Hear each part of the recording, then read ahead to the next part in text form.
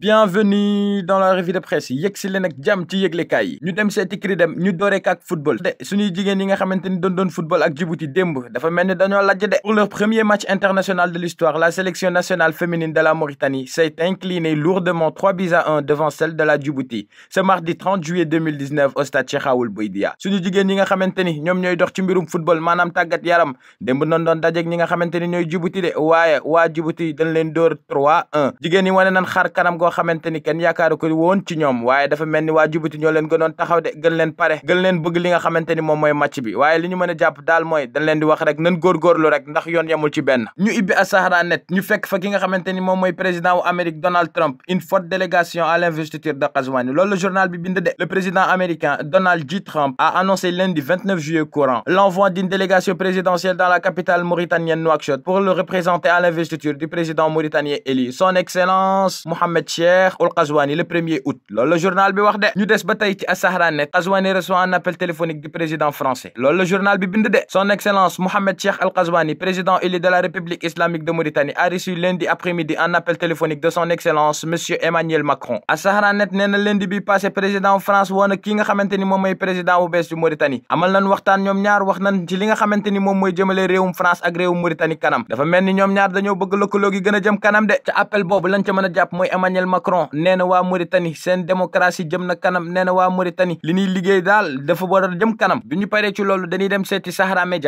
Média nee na augmentation des salaires pour les travailleurs de la SNIM la société nationale industrielle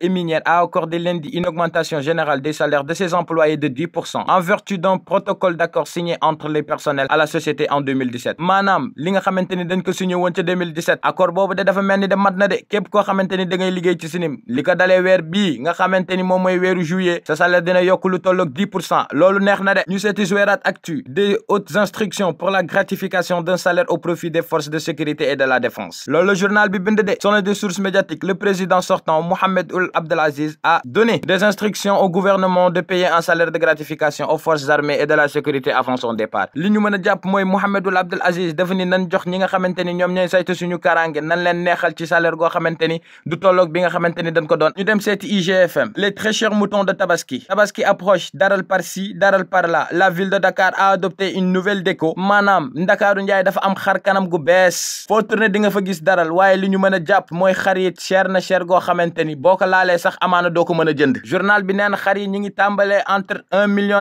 francs wàcc 200,000 francs CFA yaakaar naa ni loolu cher na torop de journal bee ko bind li ñuy jeexalee mooy taqaddum l'artiste ivoirienne Eudoxie Yawo agressée à Paris loolu le journal bi bind de Eudoxie Yawo artiste ivoirienne aux rondeurs démesurées dit avoir été agressée par l'un de ses promoteurs de spectacle en France Eudoxie Yawo nee na ñi ko yóbbu woon France ngir mu def spectacle am ñoo ko fa agressé de dama ni bu tubay de lekk taat de moom xamuñu fu ñu jëm ñi ngi leen di gërëm ci topp bi ngeen ñuy topp ci Acturim wéy leen di ñu topp pour yeneeni xibaar yeneeni revue de presse ki leen ko doon defal di seen xarit Boubacar Diop jërë ngeen jëf ba suba ci waxtu bi incha allah